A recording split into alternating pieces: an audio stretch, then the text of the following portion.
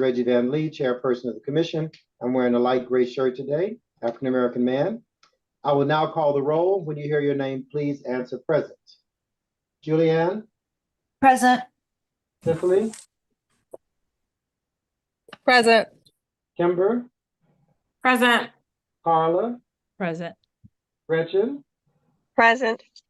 Jack? He is connecting right now, so he's in the process. And there's a seventh person. Demetrius. Demetria. Demetrius? Present. Great. And when Jack gets here, we will let me know when Jack is on. Jack, if you can unmute, let us know. I'm here. Can you hear me? Yes. Are you present? Present. I'm here. Thank you. A quorum is present. This is a meeting of a public body held in open session and is governed by the Open Meetings Act. Please address any questions or complaints arising under this meeting to the Office of Open Government at OpenGov office at. Can you hear me? Yes, we can hear you, Jack. Okay, I'm here. Jack, thank you. I noticed the meeting was posted in the DC Register, on the Commission's website, dcarts.dc.gov, and on the DC Office of Open Government's Central Meetings calendar at open-dc.gov. The meeting is being conducted remotely using the Zoom platform. The meeting is live streamed on the Commission's YouTube channel. An electronic recording of the meeting will be available for viewing online following the conclusion of the meeting. I will now read the land acknowledgement. Every community owes its existence and vitality to generations from around the world who contributed their hopes, dreams, and energy to making the history that led to this moment. Some were brought here against their will, some were drawn to leave their distant homes in hope of a better life, and some have lived in this land for more generations than can be counted. Truth and acknowledgement are critical to building mutual respect and connection across all barriers of heritage and difference. We begin this effort to acknowledge what has been buried by honoring the truth. We stand on the ancestral lands of the CAH and the Piscataway people. We pay respects to their elders past and present. Please take a moment to consider the many legacies of violence, displacement, migration, and settlement that bring us together here today.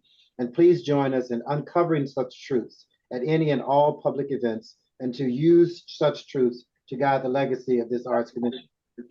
Is there any objection to the agenda that was previously circulated? Hearing no objection, the agenda stands as adopted. Good morning and welcome to everyone. Thank you for finding your way to the call. We have a focused and somewhat small agenda, but it's quite important set of topics that we're going to discuss today. And I'm going to go right into it and start with the bylaws review status. And Julianne, I'll ask you to present that. Okay. All right, Chris, here we go. What just happened? Hold on. 1703991. I'm so sorry. 000. I think I just got kicked out of the meeting. No, you're here. Here. I'm sorry, my computer screen just totally changed. I apologize. No problem. I We're am here. gonna actually turn off my phone because I have a lot going on right now and people are trying to reach me. And let me just get through this. All right, we are gonna start at the top of this page. On page 1, we are going to go through these wonderful bylaw amendments in the following fashion. We're going to go through page 1 through 3. Then we will go through page 3 through 5. Then we will go through page 6 to 8. And then we will, at the end of each section, we'll ask questions, have discussion, and then we will conclude at the end with high fives all around on the Zoom. Okay, let's get started. All right, the first amendment that was made was in section 1, article 3, section 1. We just changed the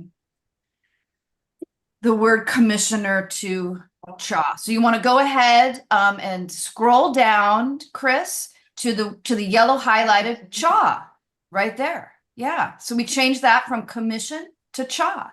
Then you're going to want to scroll down again to make sure that we see the full second page. And you can stop right there. Okay. The Zoom settings so you can see the whole thing at a time. Okay. All right, now we're looking at Article 3, Section 3, responsibilities. we, after our governance committee meeting on Monday, we added in number 3, maintaining the respect, trust, and public confidence of the agency as well as the District of Columbia. Yikes. The District of Columbia government in all interactions with the public, including social media. Then we updated the standard for our. Let me interrupt for a minute. Whoever reduced the font, could you increase it back to where it was before? This is very difficult to read. Thank you. I'm sorry. It's okay. I was thinking the same thing, but was trying to present at the same time. In item 4, we have updated our commitment of service to include 1 grant advisory review panel versus the 2 that were previous. Then we added in that it is also part of our service as commissioners to serve to be an active member of one of the standing committees.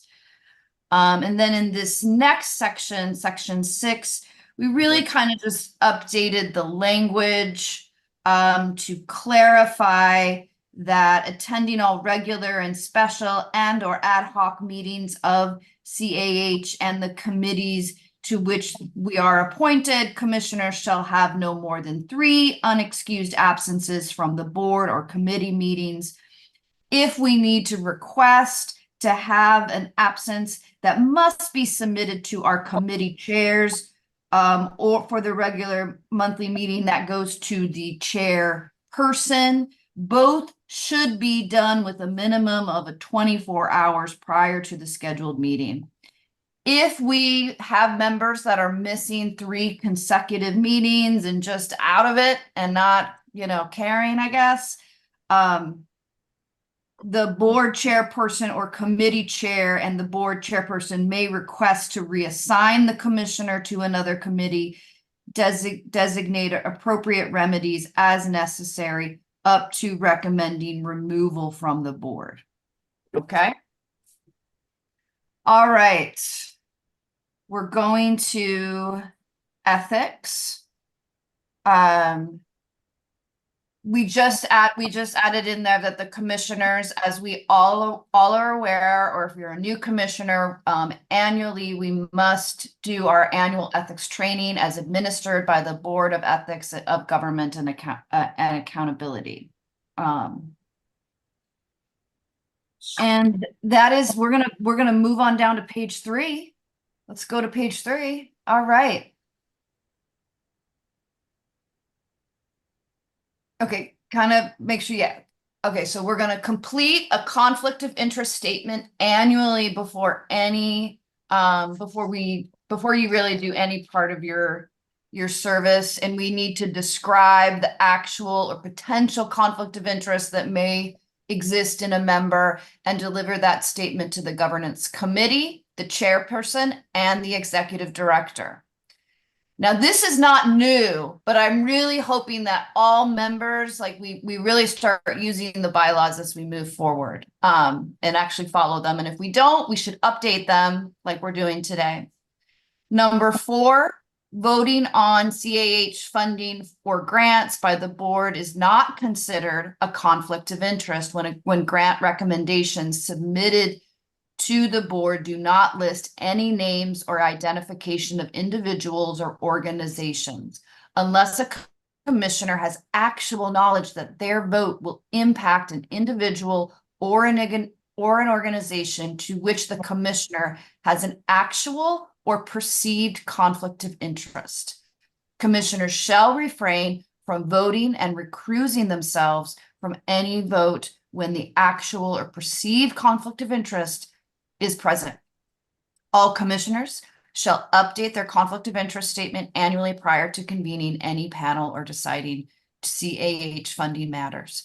It is my understanding, and I would like to get confirmation from David St. John on this matter, that if we have commissioners that are serving that are founders, executive directors, staff at organizations that receive funding from CAH, or individual artists that apply for individual artist grants or project grants, that we in this update are clearly stating that as long as that information is in their conflict of interest and we are not seeing the name and voting like, okay, I'm gonna get that grant, that this is proper, and we have cleared this with Bega. David St. John, can you confirm that, please? Thanks, Julianne. Yes, I can confirm that. That is correct. Okay, great. All right, guys. I think we should have a little dance, little Zoom dance. I was going to say this is really important because it has been an issue with many of us. It's difficult to find a person who would sign up as a commissioner and doesn't have some connection to the arts in Washington, D.C. already. So that seemed incongruous with what we were trying to do here. So I'm glad we run this to ground with Vega, and I hope that everybody understands the conditions under which they either need to recuse themselves or be forthcoming in the conflict of interest statement and that sort of thing. But we want to follow this very carefully and make sure that we're doing everything above board. And all right, we're going to finish out this section, and then we're going to do some questions that just before we're going to do disciplinary matters, just to clarify that the commissioners,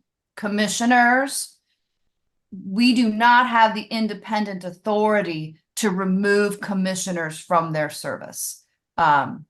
Just to make sure that's clear. Okay, in what we've gone through thus far, does any commissioner, committee chair have something they'd like to say about what we've gone through thus far? Any notes, anything?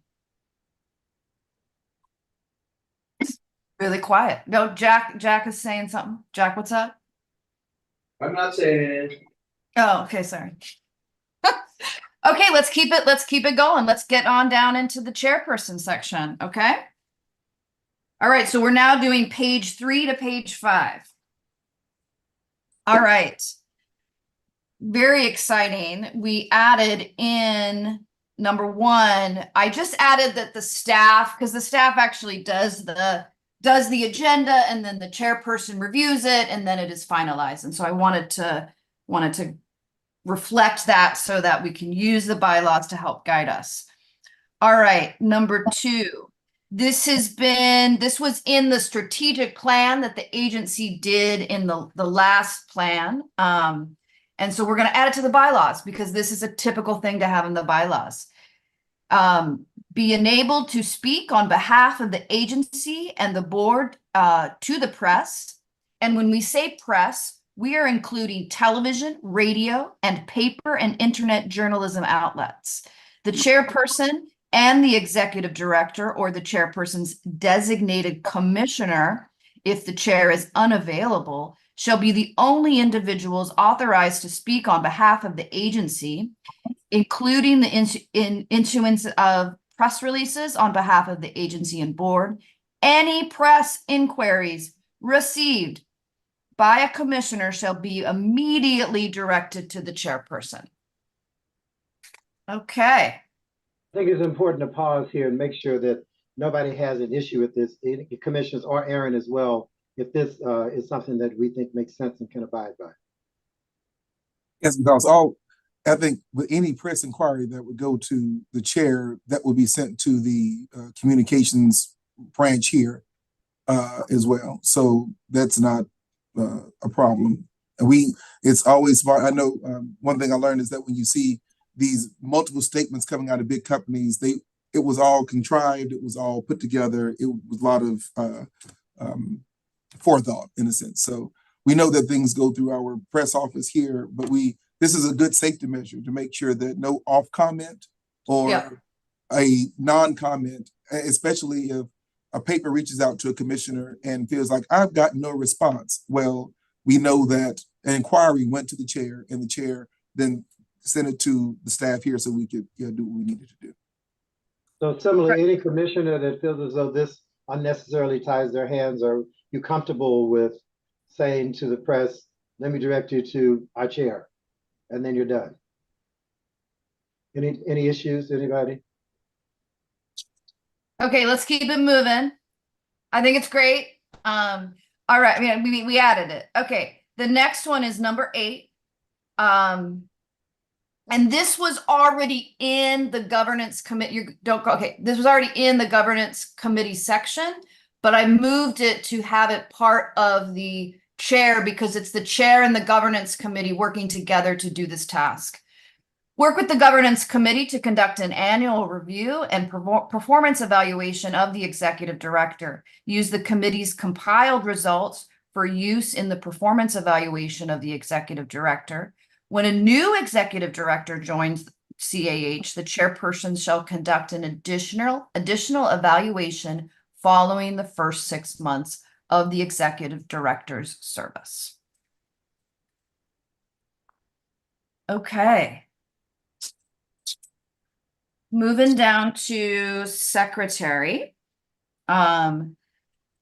Basically, we just updated the word consecutive. I forget what the word was before. It's just word choice. All right, this section, if you want, you can go and review the prior bylaws, which are linked at the top of the document that we are going through right now, or reference the Excel document that also does a play-by-play of each amendment. Those are also found on the public on the website that the public can review as well. But suffice it to say, we cleaned up the secretary's role a lot and brought it into current times. Number one. The secretary will review the minutes and or recorded transcript prepared by the agency staff from all board meetings. Once approved by the secretary, the minutes and or recorded transcript shall be voted on by the board at the next board meeting.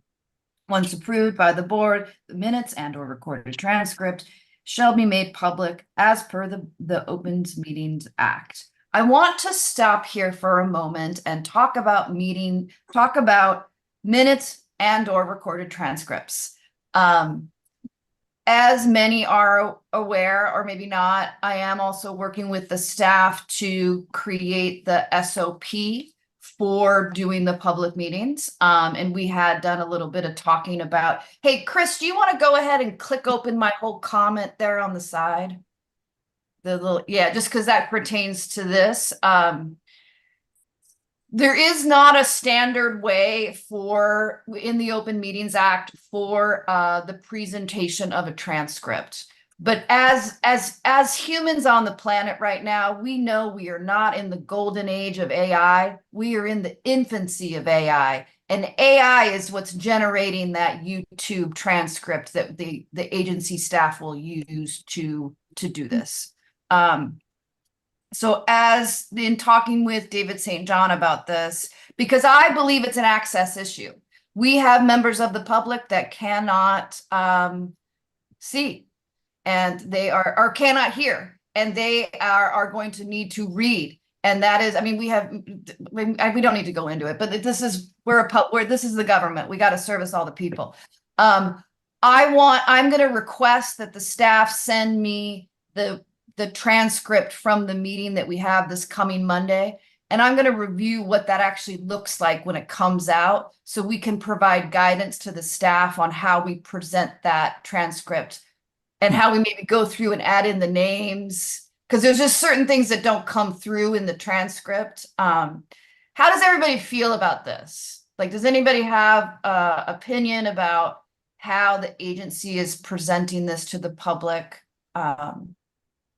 Yeah, I was part of that lively discussion on this topic, and I can argue both sides of the issue, because while I certainly want, in the spirit of inclusivity, for us to be sure that anybody who wants to understand and review what happened at our meetings can do that, and people who are hearing impaired will be impaired over listening to the tapes.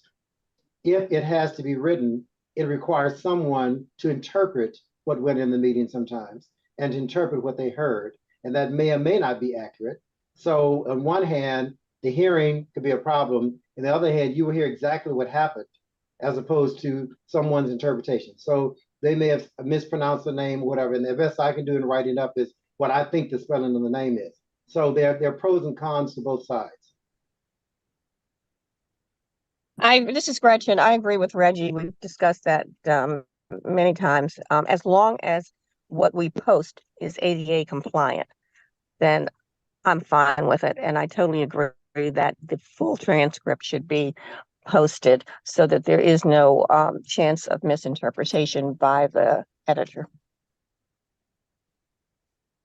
And this is Carla. Would you indicate that it is an AI transcript with human review or something like that? I'm not, David St. John, what is necessary in that regard?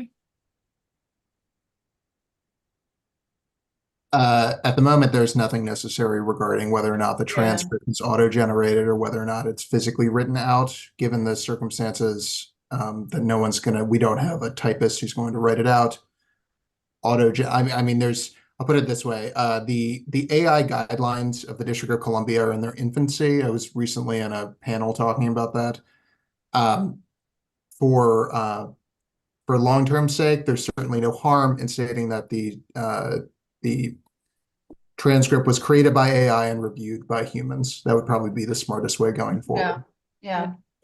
Thanks for that note, Carla. I'm gonna do that when I'm gonna think about how to incorporate that when I look at it from Monday's meeting coming up.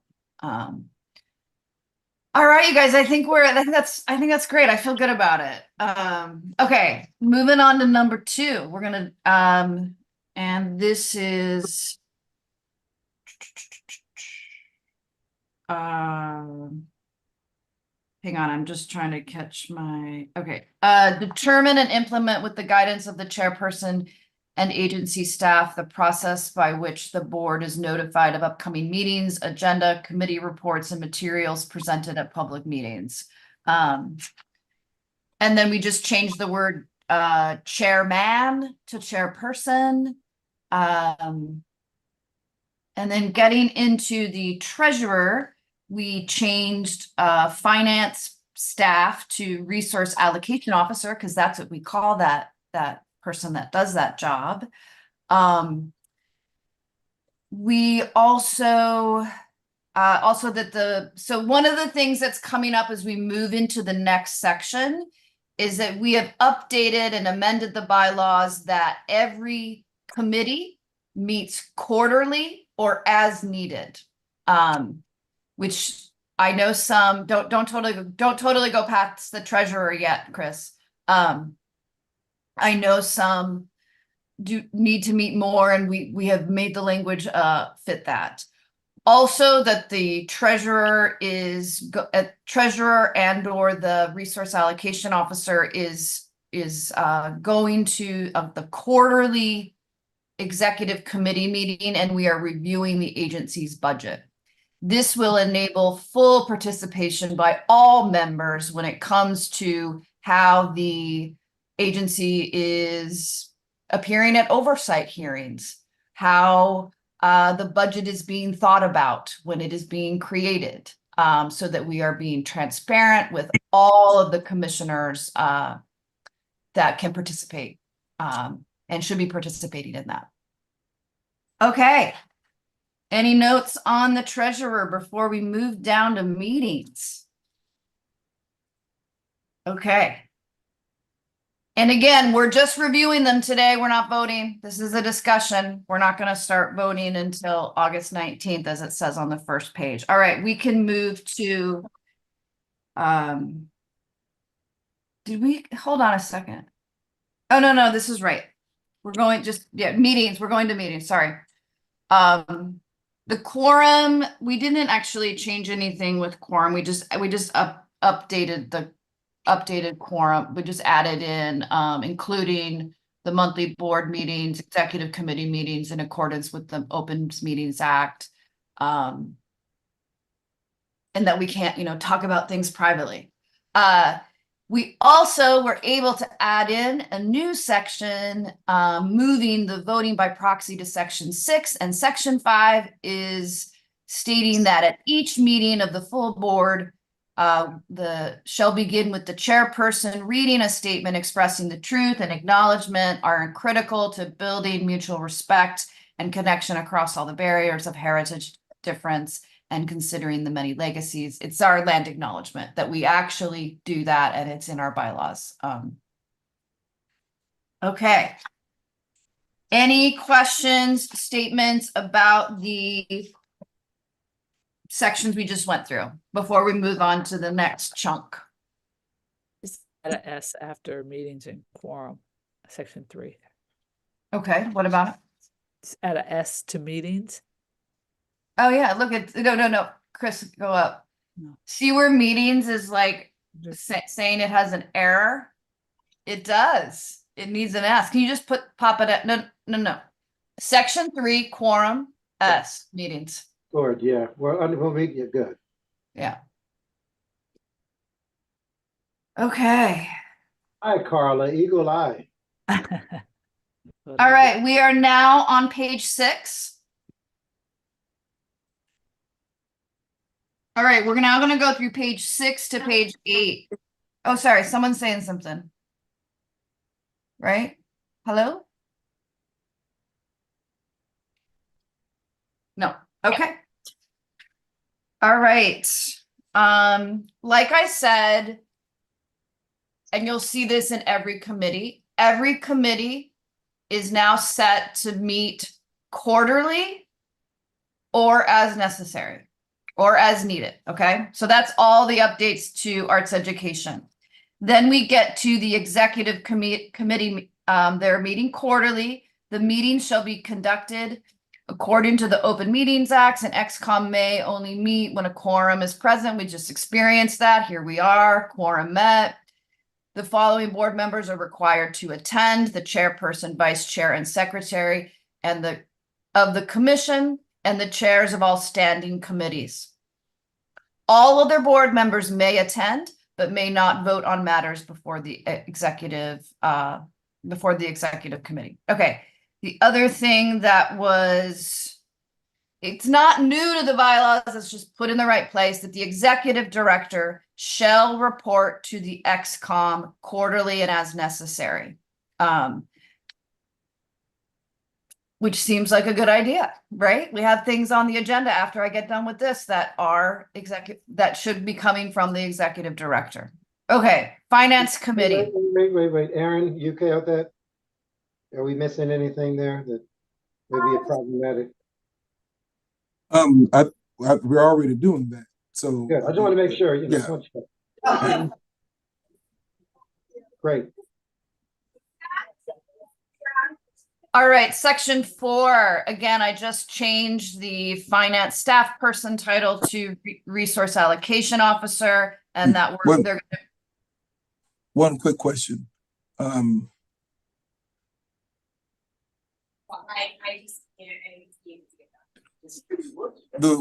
Before the executive director, there is a thing said, by direction of the chairperson, the XCOM shall become involved with the duties and responsibilities of CAH.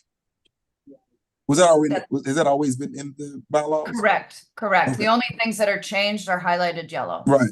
And you can review the previous bylaws and the Right. link at the top of the document.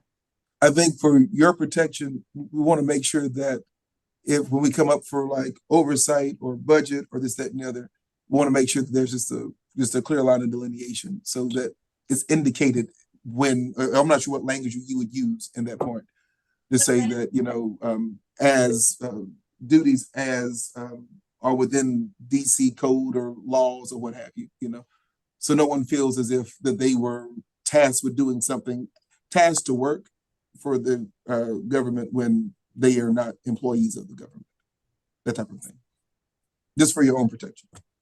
Does that make sense, David St. John? Is that an update we need to make? No, I think that makes sense. Yeah, Okay. that's certainly.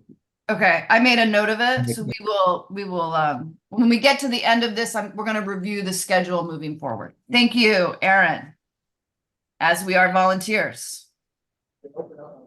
Okay, resource allocation officer quarterly under finance. We're going now to governance committee. So you want to kind of bridge, there's a lot of yellow in this, which not all of it is new, it's just reorganized. Okay. The committee shall monitor the implementation of the bylaw revisions with the goal. Again, that's not new. That was just hold on, I gotta put my glasses on so I can read the super fine print here. That was actually just minimized. No, not you, Chris, my own paper out that I have down here. That was just if you look at the Excel sheet, it's just edited down to be a little more concise. All right, the next section under governance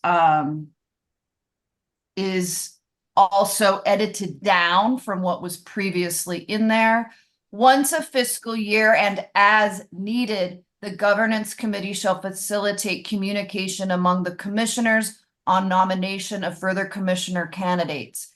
Commissioner appointments should be based on a current mix of commissioner skills and assessment of the attitudes and skills desirable in all new commissioners, balancing the need for experienced commissioners with the need to add new energies and skills to the commission, as well as a balance between representatives of large and small organizations and diverse individuals from all 8 wards. Based on governance committee input, the chairperson shall confer with MOTA regarding appointments to the commission. This ensures that it is not just a select few that are involved in this process, that it is the full body that is here to govern the commission, I foresee this being done as a Google form, send it around. People put in some information and it gets to the chair, and then the chair confers with MOTA. So that's I just have one comment on this section. It's just the first sentence, if you could make it a active sentence versus a passive sentence and just start, the governance committee shall facilitate communication among commissioners on the nomination of future commissioner candidates once a fiscal year, or as needed. okay. And as needed. You got that, David St. John? This is not the shared copy, so any copies are just this. No, I know. David St. John has the shared copy. Thanks. Yep. Understood. I have it. Okay. Thank you, Carla. Huh? All right. Moving on down. This Eagle goes eye back. again. Sorry? That eagle eye again. It's good. I should have Thank sent you, them to her to have her look at them before we got here today, but lessons learned. Okay, going on. So the next section I'm about to get to, we already covered under the chairperson. So we're linking those 2 roles in that wonderful camaraderie. Under the leadership of the chairperson, the committee shall conduct an annual review and performance evaluation of the executive director. The committee shall create and disseminate to all commissioners a blind survey of the executive director's performance. Once returned, the committee shall compile the results and report them to the chairperson for use in the performance evaluation of the executive director. All right. And the next section is about resolutions that the board writes and then approves at the meeting. Resolutions by board members shall be submitted to the governance committee for review. After the majority of the committee members vote in favor of the resolution, the committee shall present the resolution to the full board at the next public meeting for approval. The governance committee shall maintain a record of all resolutions submitted by which board member sponsored the resolution and whether it was approved or disapproved by the committee and before the full board. The governance committee shall present and report at the end of each fiscal year, consisting of all the resolution records, so that we can clear the slate and start anew or carry them on to the new fiscal year. Okay. We still got one more page till we're okay. So scroll up. The last of this page is just adding the quarterly and the quarterly. And then under section 9, appointment, just added in the chairperson shall consider each commissioner's experience and actual potential conflicts of interest when making final appointments. Under section 10, scheduling, get ready. Committee chairs are required to present a full calendar of meetings to the board at the first public meeting following their nomination as a committee chair. If any standing committee is unable to schedule meetings in advance, They will notify all members of meeting dates as they are set. Committee chairs shall work with the corresponding agency staff to schedule their committee meetings for the fiscal year. I believe that we can do this, and it's not just about the workflow of each committee. It's about making sure, it's also about making sure that all the members of the commission board know when the committee meetings are in case we want to attend. Because these are actually meetings that are technically we all can go to, but we don't know when they happen. How do we feel about how do the members feel about having a schedule, and the ways to achieve that? You're saying that doesn't happen at all? That's not already happening? No, it's not happening.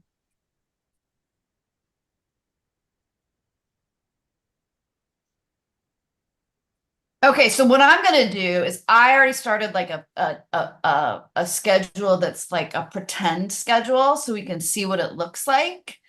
So that as we approach the end of this fiscal year, approving these bylaw amendments at the August 19th meeting, and then getting into 2025, if you can believe it, and reconfirming, getting new committee chairs that we have. I always find it's easier to look at something that's been done before than to create new, so we can see like, what does it look like to have the executive committee quarterly schedule for the entire year? What does that look like?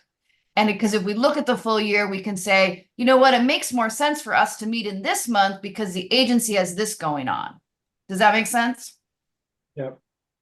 And actually, Okay. I have a request to the governance committee. Once the bylaws are put in place, I'm hoping the governance committee can keep us honest on all these timelines and calendars. I'm gonna try, people. I'm gonna We're try. starting to say, okay, chair, you need to get the people to, present their meeting schedule for the year. Or, okay, chair, now's the time to be in the process of the performance assessment for the ED, and you need to solicit input from the commissioners. It's just, we need somebody that reminds us of this calendar.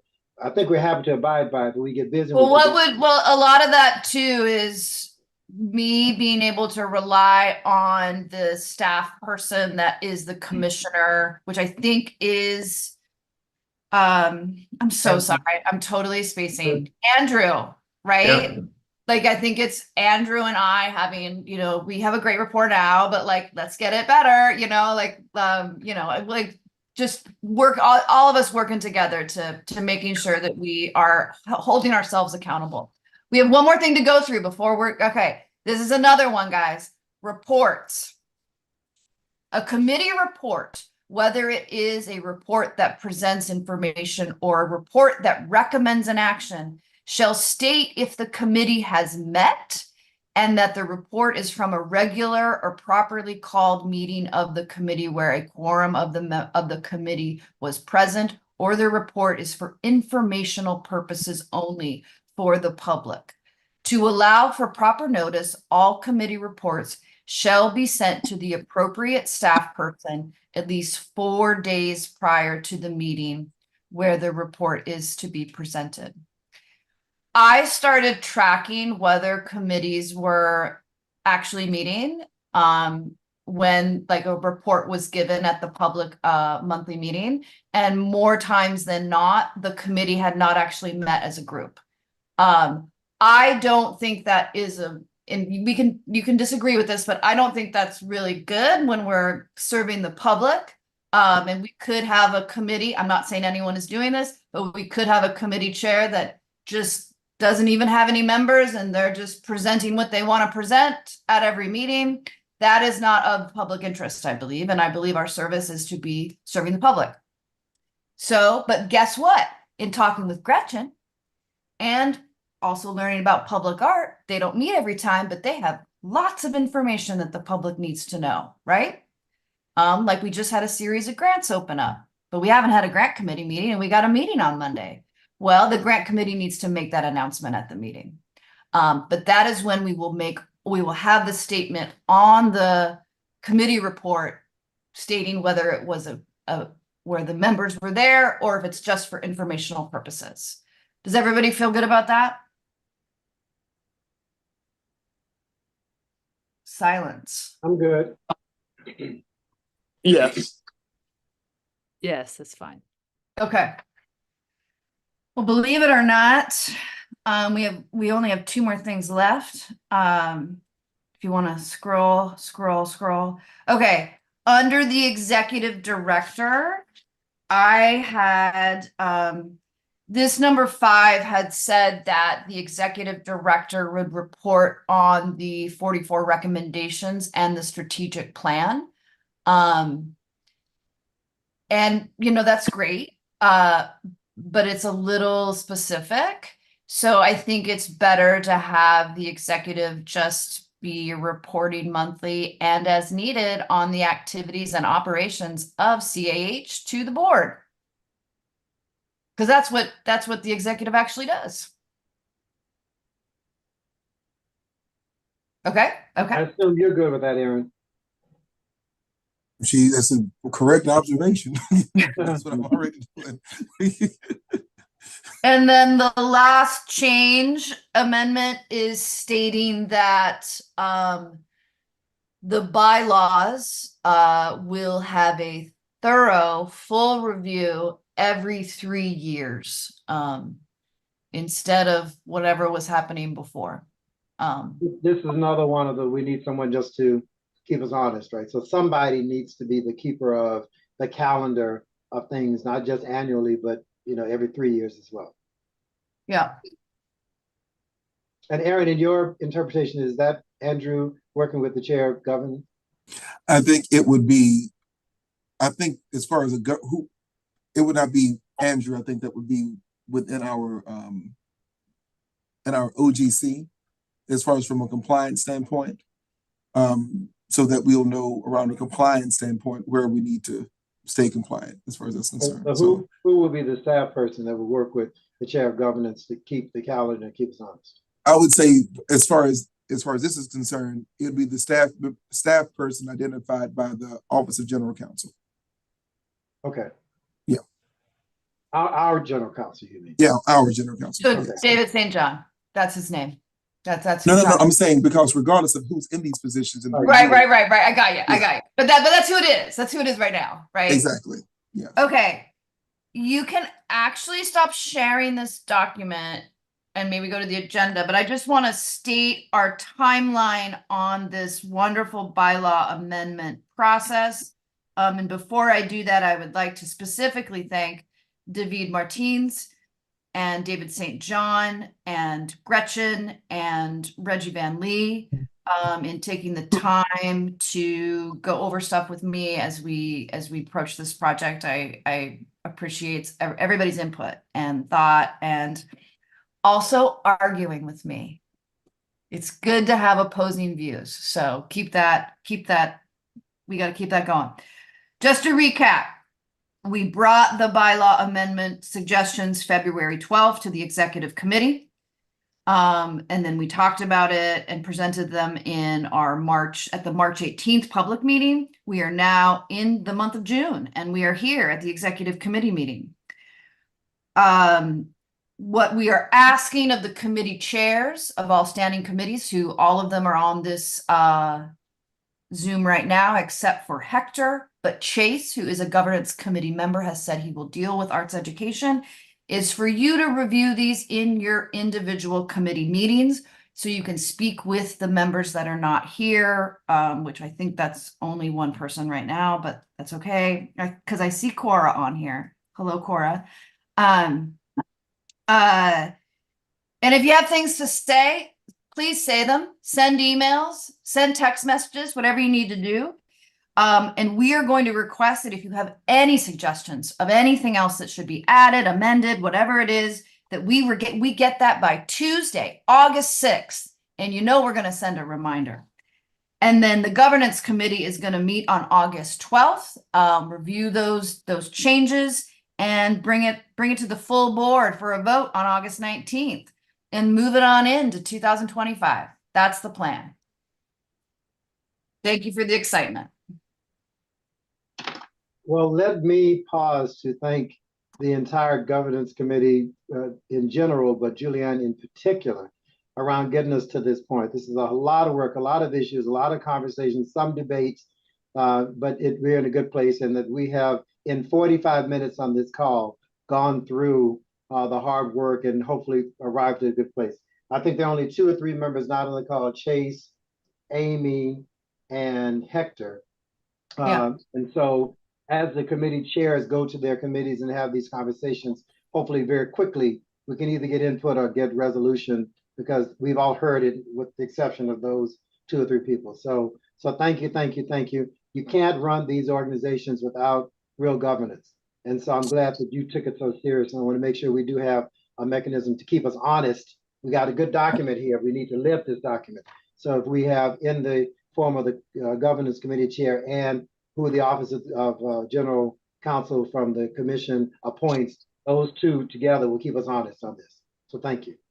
And as always, we're always looking for new members to the governance committee. Please reach out. We'd love to have you join. It's just Chase and I, so please join. Good, good. Well, good. So the governance committee review of SOPs for public meetings, as Julianne said, is happening later. That's later in the timeline. So we won't discuss that today. We'll put that off to later. I have 2 more items on the discussion. One is status of grants portal submission and automation system. And Aaron, could you speak to that? Yes. So what we have done, we will be sunsetting jungle lasers, which we're, excited to know. We have had, there've been some meetings with 2 alternatives to jungle lasers. And because this is a committee, this is an open meeting, I don't want to alarm anyone to say it's happening tomorrow or today. We do have somewhat of a timeline that we think that can work. Now, we've already started the awards that are going into for FY25, not awards, but the process for FY25.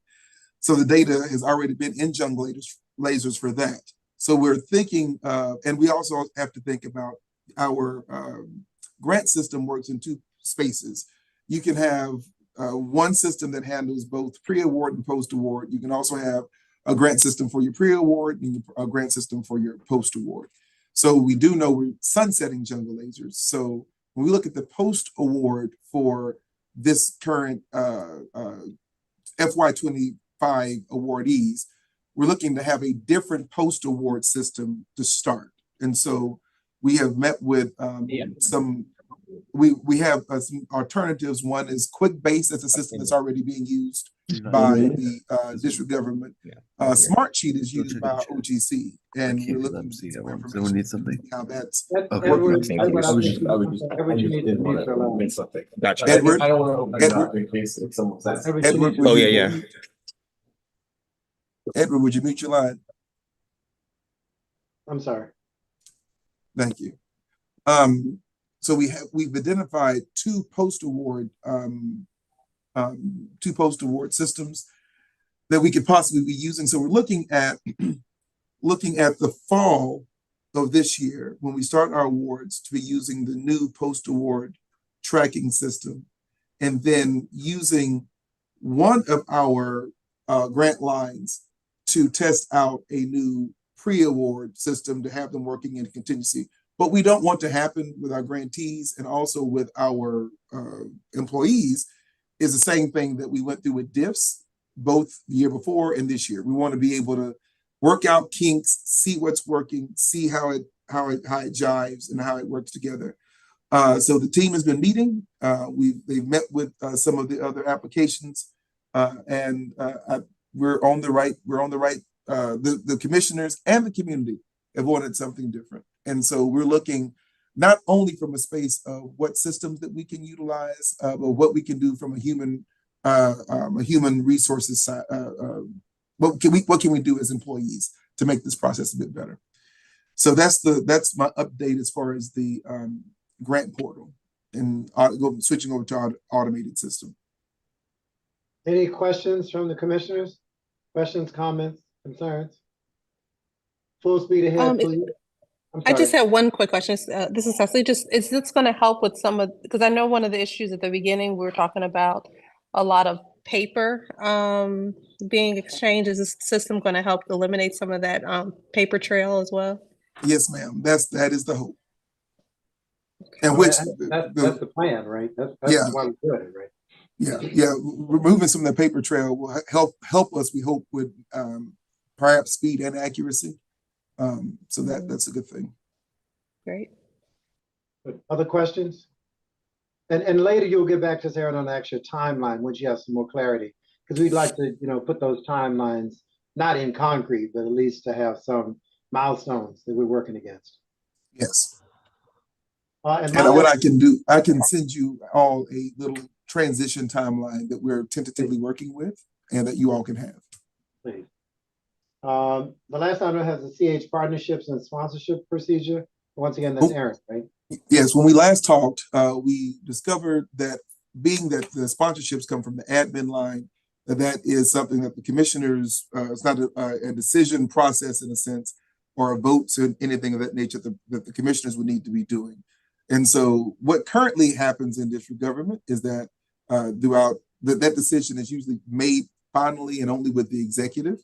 But out of the spirit of transparency, Chris was able to put together a type of system that we could work with internally. Both Denise, David Markey, David said if we're going to offer sponsorships, we want to be able to offer it in a sense that people on the outside know that it wasn't any form of nepotism or anything of that nature. And so looking as we go into FY25, this upcoming budget, we will be utilizing that system. Now, we will finalize the plan that Chris has put together. We've had a couple of competing priorities with the budget and things of that nature.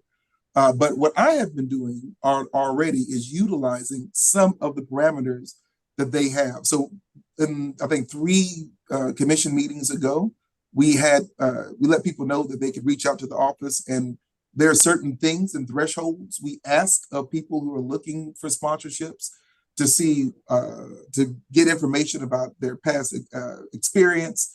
If it's an event, is it something that is already being paid for? Is it crucial upon CAH dollars that this thing be done? If it's not, then are we coming on board just to enhance? And how are we getting more visibility out of it? I pair it personally with outreach because I look at what we've been able to have as far as submissions with our art bank and participation. It's all raised and our engagement has also increased through social media. So this is where we are with that. So starting with the next budget year, the sponsorship system will be finalized and we'll be implementing it inside. And I think since this is a public meeting, it's good for people who are watching to know that you can go to any government agency and ask if they would like to be a sponsor to your event. A lot of people don't know that. And so we want to make sure people are aware of that. And what we're doing is something that's a bit more than what I believe other agencies are doing. And so maybe what we do here could possibly be something that they can also take on as well. Yes, Julianne. So one of the things that was outlined in regards to sponsorship back when like you and Chris wrote up the description of like what it would be like. I just want to clarify that people who are currently grantees of the commission are not eligible to then receive additional dollars through sponsorships. Well, I would argue I'm not trying to argue. I'm just saying No. that's what was actually outlined by you and Chris, was that this sponsorships were kind of used as a way to attract people to then apply for grants. And I want, if it actually is open to grantees to also apply for sponsorships, we should be telling all of our grantees that they have another way to get more funds, correct? Yes, correct. Absolutely correct. So sponsorships Wait a minute, is excuse me, this is to Gretchen. all- This is Gretchen. Can we repeat that? Because I don't understand how it's to be used So as a vehicle for grants. what Julianne was stating is that if people have already received grants, if they're having an event or if they're having something within the realm of what they do they have the opportunity to apply for a sponsorship from the commission? And they can very well apply. Sponsorships are only available if we have available dollars to even do sponsorships to begin with. That's one thing. But second of all, if someone has for instance, someone has a GOS sponsorship, And they're having an event, and this particular event we feel would possibly help us reach an audience in a way that we naturally would not be able to reach, or speak to something that would promote some efforts of the agency. I don't see, if we have the dollars and if something is available, I have no problem with making sure grantees are aware that that's an opportunity. It doesn't break any ethical rules or anything of that nature. And from is what- their staff, I is think- their I staff think- aligned to do minute, that? can I- Because can I I- can can I- tell you, can- every theater Julianne, can company I is finish? gonna do this. Like, Can I finish, please? sure, If sorry. that's the case, Aaron, then we need something in writing that we can all review as to what the entire process is for sponsorship. And so the goal is the sponsorship process that we'll put in place will be circulated to everyone on the call, and reviewed by everyone on the call. And it would be something transparent so people can be aware of. What I want to ensure is that grantees and commissioners understand that there's no nepotism, no favoritism, nothing of that nature happening. And it's a deeper level of transparency than what is now the norm across DC government. Okay, now I understand that as long as we have something that you and the staff are going to put in writing as a proposed policy that the executive committee can then review, I'm fine with that. Absolutely. When is that? Because if that's happening in the new fiscal year, does that mean, when does that mean the executive committee will review it? What meeting, what date? Like if You because can it's review it. October, so it would be September? Well, and actually, you all will be voting on the bylaws on August 29th for the general body meeting. Would y'all have another, is it your next executive committee meeting? Will that be in September? We can call the meeting whenever we wish. Whenever you want to, Yeah. exactly. So we Okay. need to know, There we go. when will that proposed policy be available for all of us to review and for us to at least vote on at the executive committee level? Well, and That'll be, well, it'll be able for you to review in September. Now, since this is not a grant, you can review, offer feedback, and we can codify. There won't be any votes required for it. Okay. So So just, you- I also, if part of this also can outline the staff that will be dealing with the intake of sponsorship requests. Because Yes. I want to make sure, because you are in essence creating a new grant category. No, we're not. I mean, We're I know not. that it's we're not. not, but it is, if grantees are allowed to apply for this. It's not. It is not.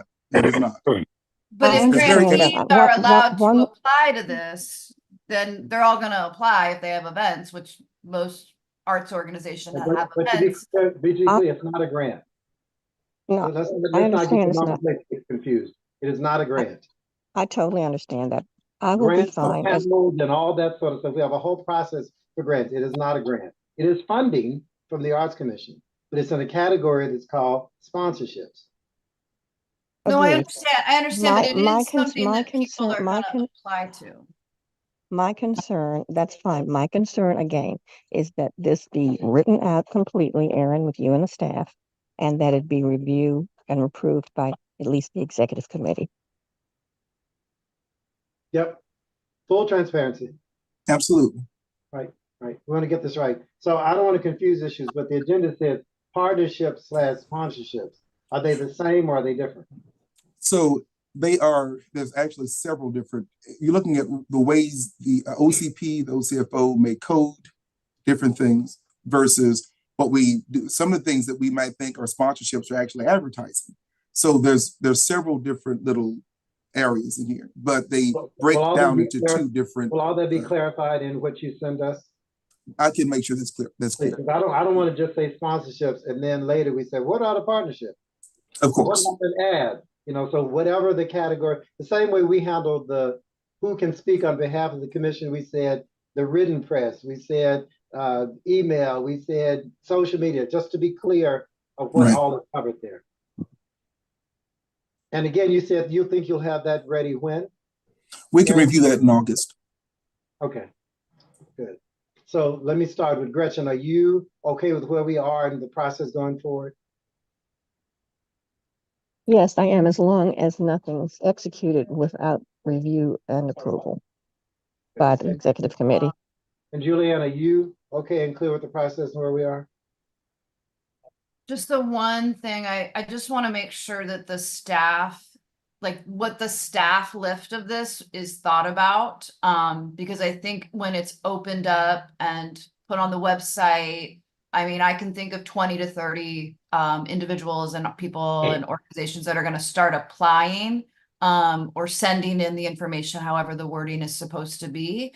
And I want to make sure that all of those folks actually get a response and are treated fairly and all that kind of stuff. So just said it's not like one person, like, I just want to make sure it's, yeah, that's my only. I think we can address all of that once we review for the approval.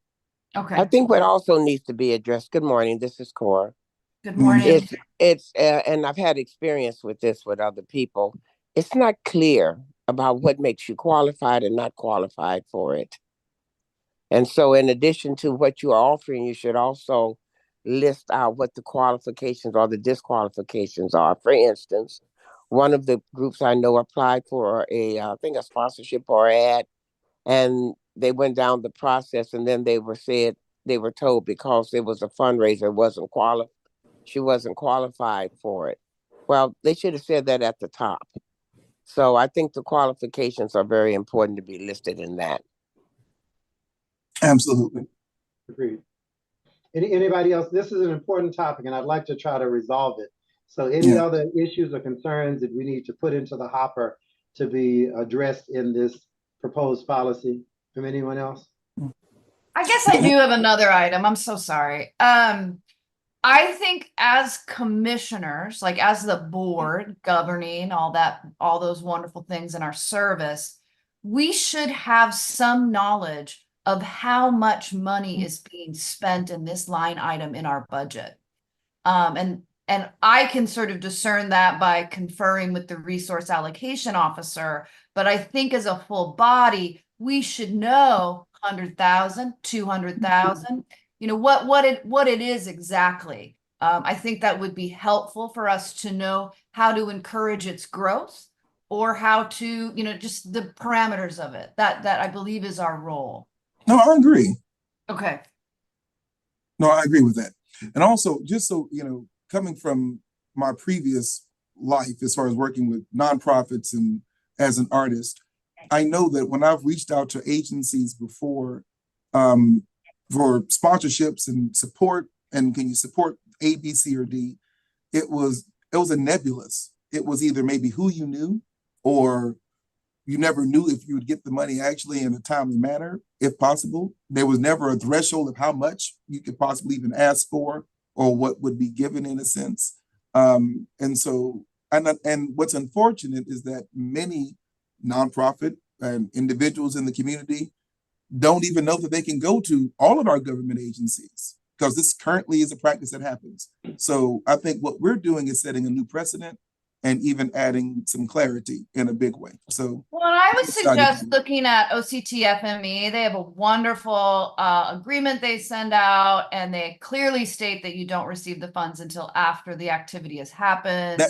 They have a great model that can be replicated. Yeah, they have a model. So we'll look at several of the models that we have in across government. Let's just make sure we review all of that, because there's some small organizations that cannot complete their activity or their event without knowing that how much money, and perhaps some of the money is received, a portion of it before the event. So let's make sure that we cover all of that. Duly noted. Yes, absolutely. Good. I didn't want to belabor it, but this is important. And if we can hear all the issues and address them in the policy, then we won't have to revisit it later. Of course.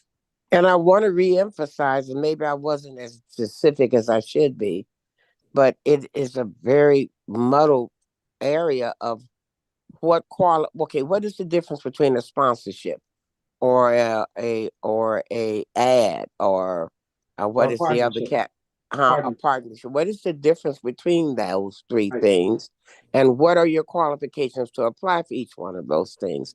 That has not been clear. Yeah. So we'll make sure that's spelled out. Thank you for pointing that out. But do you know the clarity of it? That's my question. Because when we try to get clarity, Cora, we're creating that policy now. We're taking input from people of what needs to be in there. We'll come back with a draft of policy that addresses all of it. So we didn't have a policy before. I mean, the reality was the ED had the authority to give out quote unquote sponsorships, partnerships as they wanted before. That's the way it was. So there was no policy really. And then we tried to do something that made sense, but it wasn't a well thought through, written out, discussed policy. Now we're creating the policy. So anything that needs to be addressed in the policy, I want to hear it now so that we can come back with something that addresses those issues. But there was no policy. I agree. That's why I was very specific about how it was not clear. So now you understand. Thank you. Well, thank you. Thank you. Anything else on that topic? I think I'm at the end of my agenda. We made it. No, there being no further business. The time is now 11:13 and this meeting is adjourned. Thank you, everyone. Thank you. Thank you. Good job. Thank you. Congrats, everybody. Bye.